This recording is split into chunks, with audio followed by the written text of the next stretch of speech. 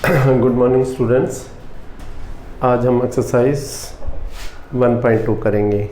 कल हमने 1.1 ख़त्म करी थी पिछले वीडियो में, और आज हम एक्सरसाइज 1.2 करेंगे। एक्सरसाइज 1.2 में ऐसे नंबर्स दिए हुए हैं हमारे को, उनके प्राइम फैक्टर्स बनाने हैं। जैसे फर्स्ट क्वेश्चन का फर्स्ट पार्ट है, हमें 140 दिया हुआ है, इसके प्राइम फैक्टर बनाने हैं, अभाज्य गुणनखंड बनाने हैं इसके, अभाज्य गुणनखंड, तो उनको प्राइम फैक्टर कहते हैं। 2 पे भेजेंगे इसको तो ये 70 आ जाएगा, फिर 2 पे भेजेंगे, फिर 35 आ जाएगा। 2 से इसको डिवाइड कर देंगे, भाग कर देंगे, फिर 5 पे जाएगा तो फिर नीचे 5 सत्ते 35, 5 7 जा 35, 7 बच जाएगा। फिर 7 पे भेजेंगे तो फिर नीचे 1 आ जाएगा। तो 140 के प्राइम फैक्टर कितने हो गए?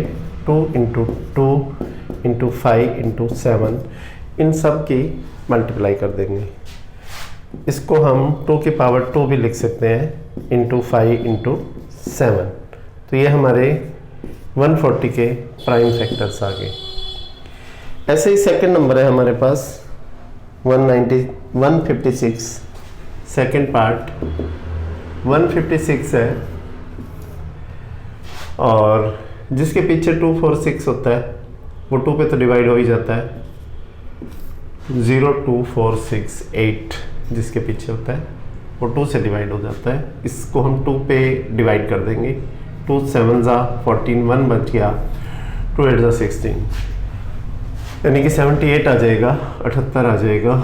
और फिर 2 पे भेजेंगे 39 आ जाएगा, फिर 3 पे भेजेंगे 13 आ जाएगा, 13 आ जाएगा, फिर 13 भेजेंगे, फिर ये 1 आ जाएगा। तो 156 के प्राइम फैक्टर्स क्या हो गए?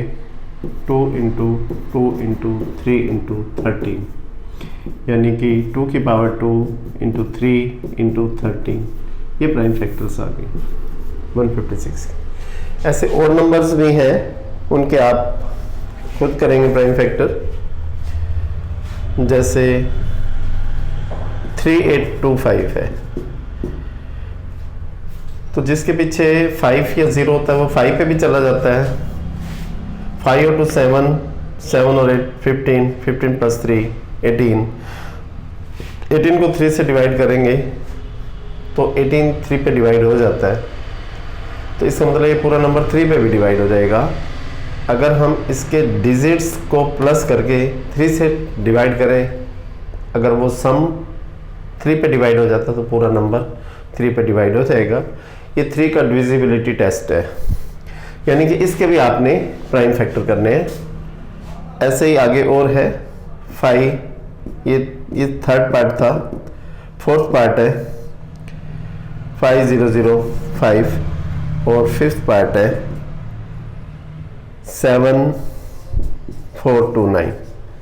इन सब के हमने प्राइम फैक्टर करने हैं। इसके प्राइम फैक्टर थोड़े से बड़े आएंगे।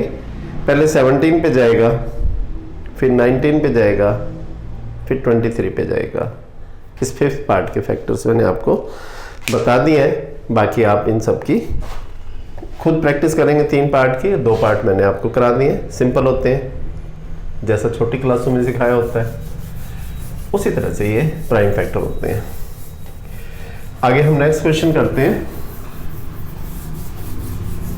हमारा नेक्स्ट क्वेश्चन है सेकंड क्वेश्चन। उसमें हमने एलसीएम और एचसीएफ निकालना है। फर्स्ट पार्ट है सेकंड क्वेश्चन का।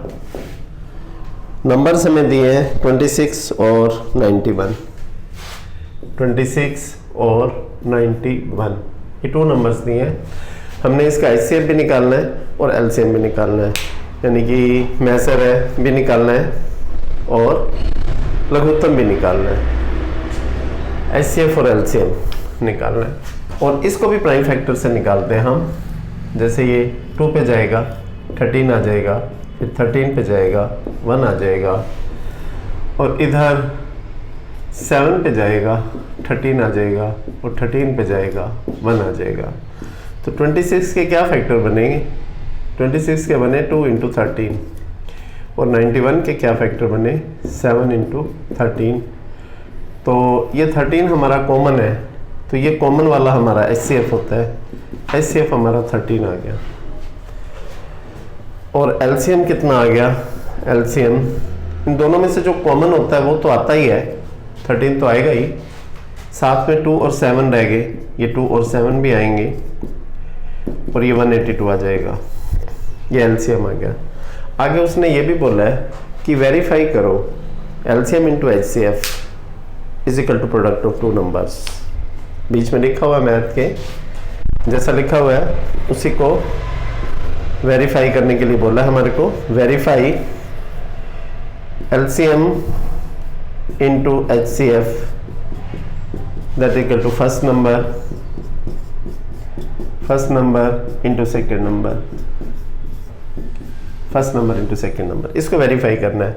जब भी वेरीफाई वर्ड आता है तो LHS को अलग करना होता है और RHS को अलग करना होता है। LHS लेंगे left hand side, LCM into HCF। तो LCM हमारा कितना है? LCM 182 है और HCF कितना है? HCF 13 है। इसको मल्टीप्लाई कर देंगे, ये 2 3 6 6 आ जाएगा। और ऐसे ही हम राइट हैंड साइड लेंगे RHS, right hand side RHS, first number into second number. First number है हमारा 26 और सेकेंड नंबर है 91, तो ये भी 2 3 6 6 आ जाएगा। तो LHS is equal to RHS आ जाएगा, हैंस वेरीफाइड। यही हमने वेरीफाई करना था कि दोनों का LHS और RHS इक्वल आता है या नहीं आता। ये दोनों इक्वल आ गया तो हमने बोल दिया LHS is equal to RHS, hence it is verified. ये वेरिफिकेशन क्या करनी है ये मैथ के अंदर लिखा हुआ है, और इन 2 नंबर्स का क्या करना है वो भी लिखा हुआ है। LCM निकालना है और HCF निकालना है।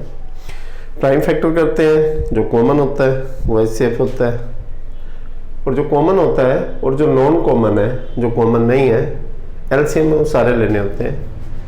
तो LCM एक ऐसा नंबर होता है जिसके ऊपर ये दोनों नंबर पूरे पूरे डिवाइड हो जाते हैं। ठीक है, इसके बाद इसके 2 पार्ट हैं, तो 2 पार्ट आप खुद से करना, तभी आपकी प्रैक्टिस होगी। 2 पार्ट भी बिल्कुल सेम टू सेम ऐसे ही करना है। पहले प्राइम फैक्टर करना है, फिर HCF निकालना है और फिर LCM निकालना है। उसके बाद फिर वेरीफाई करना है LCM into HCF is equal to product of 2 numbers. इसके बाद 2 नंबर की बजाय अब 3 नंबर आ जाएंगे थर्ड क्वेश्चन में। क्वेश्चन नंबर 3 है, एक 12 नंबर दिया है हमें, थर्ड का फर्स्ट पार्ट है, एक 15 नंबर दिया है और एक 21 नंबर दिया है। हम इन तीनों के प्राइम फैक्टर करेंगे। ये 2 पे जाएगा, अभाज्य गुणन कहते हैं प्राइम फैक्टर को, जैसे LCM निकालते होते हैं छोटी क्लासेस में, इस तरह से 2 6 आएगा, 2 पे जाएगा 2 3 आएगा, 3 पे जाएगा 1 आएगा। ऐसे ही 15 को करेंगे, 3 पे जाएगा 5 आएगा, 5 पे जाएगा 1 आएगा, 3 पे जाएगा 7 आएगा, 7 पे जाएगा 1 आएगा। तो 12 that is equal to 2 into 2 into 3, 15 is equal to 3 into 5, 21 is equal to 3 into 7। तो HCF कितना आएगा? HCF जो तीनों में कॉमन है, वो तीनों में कॉमन है वो आएगा। और LCM कितना आएगा? LCM जो इनमें बचा हुआ है, बाकी LCM में HCF तो आएगा ही, बाकी जो बचा हुआ है इंटू 2 इंटू 2 इंटू 5 इंटू 7,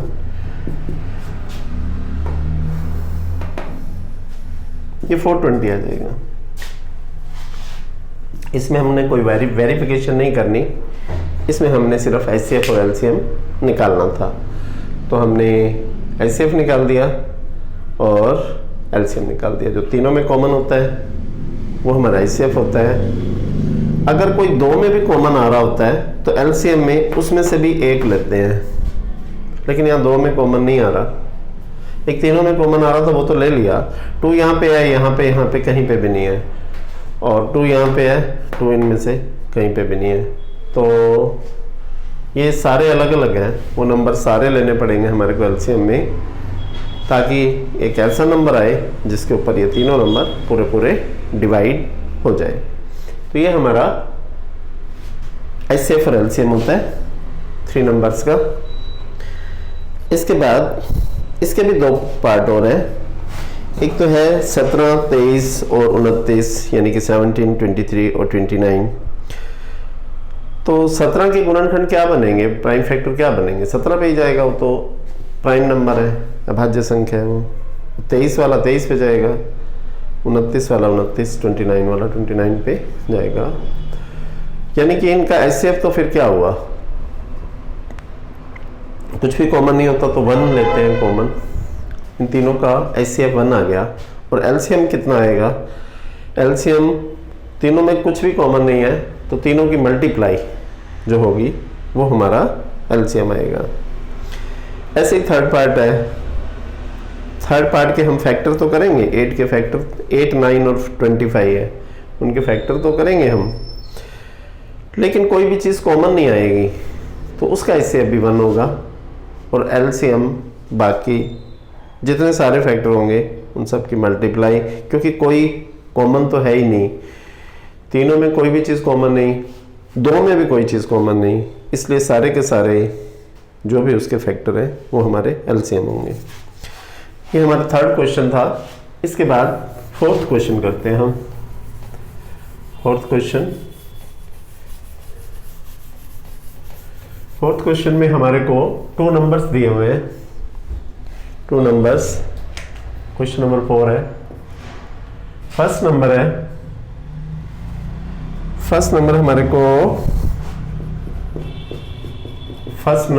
को 306 दिया हुआ है। सेकंड नंबर हमारे को 657 दिया हुआ है, 657। और एचसीएफ इज इक्वल टू 9। और एलसीएम निकालना हमने, एलसीएम तो वही फार्मूला लगाएंगे जो सेकंड क्वेश्चन में वेरीफाई वाला फार्मूला लगाया था हमने, LCM into HCF that is equal to first number into second number, first number into second number. तो एलसीएम तो निकालना ही है हमने, एलसीएम की जगह एलसीएम, एचसीएफ की जगह 9, फर्स्ट नंबर 306 और सेकंड नंबर 657। तो LCM is equal to 306 into 657 divided by 9। तो 9 पे हम इसको काट देंगे, 9 पे ये भी कट जाएगा और ये भी कट जाएगा, क्योंकि एचसीएफ दोनों पे पूरा पूरा डिवाइड होता है। 9 3 सा 27, 3 बचा, 9 4 सा 34 और 657 की मल्टीप्लाई कर लेना, जो भी आएगा वो आपका एलसीएम आ जाएगा। मल्टीप्लाई आप खुद से भी कर सकते हैं और मल्टीप्लाई मैं भी आपको बता देता हूँ। इसकी मल्टीप्लाई आएगी, क्वेश्चन नंबर 4 का है ना, 22338, ये इसकी मल्टीप्लाई आएगी। और इसके बाद नेक्स्ट क्वेश्चन है, 5th क्वेश्चन है, last but one question of this exercise.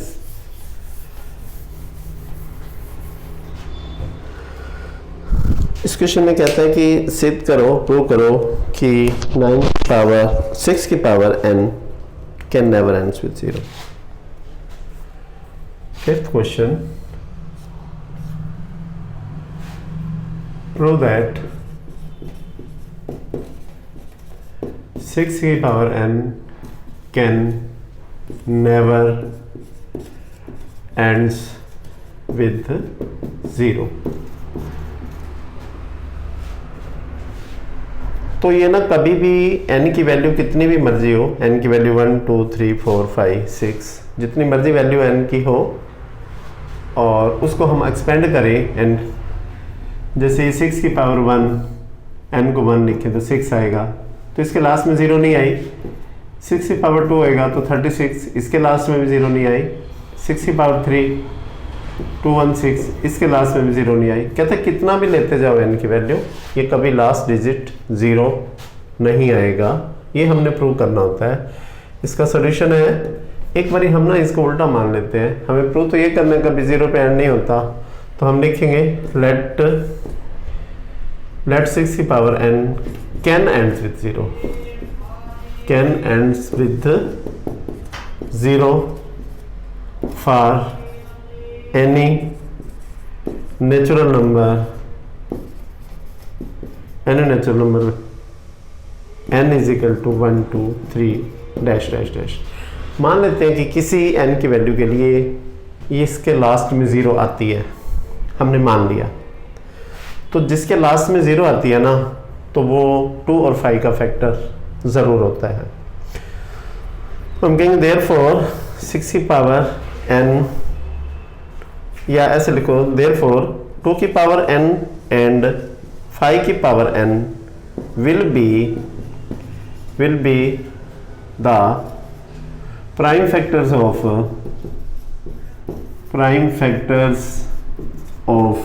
6 की power n, will be the prime factor of 6 की n, but 6 की पावर n के हम वैसे फैक्टर करके देखें तो 2 की पावर n इंटू 3 की पावर n आता है। तो यहाँ पे 5 तो आया नहीं, तो हेयर 5 की n is not a factor of 6 की n। 6 की n का 5 की n तो फैक्टर है नहीं। तो FTA होती है fundamental theorem of arithmetic. FTA tells us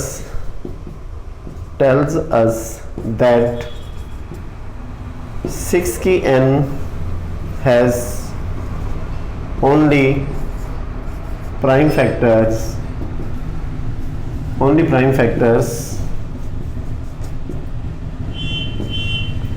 2 की n and 3 की n। FTA tells us 6 की power n has only prime factors 6 2 की n and 3 की n, therefore our position is wrong। Our position is wrong।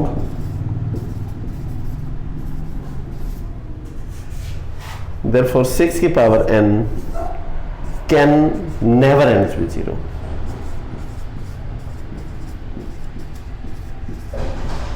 Can never ends with 0। ऐसा करके हमने लिखना था। प्रूव ये करना था 6 की पावर n कभी 0 पे एंड नहीं होती, लेकिन हमने कंट्रोवर्सी मान लेना, उल्टा मान लेना है कि मान लो कि 6 की पावर n 0 पे एंड होती है। मान लो किसी 1 2 3 वैल्यू रखने पर 0 पर एंड होती है। अगर 0 पे एंड होती है तो 2 की n और 5 की n इसके प्राइम फैक्टर होने चाहिए, बट 6 की n के हमने प्राइम फैक्टर करके देखे, 2 की n इंटू 3 की n है। तो यहाँ पे 5 की n तो नहीं आया प्राइम फैक्टर।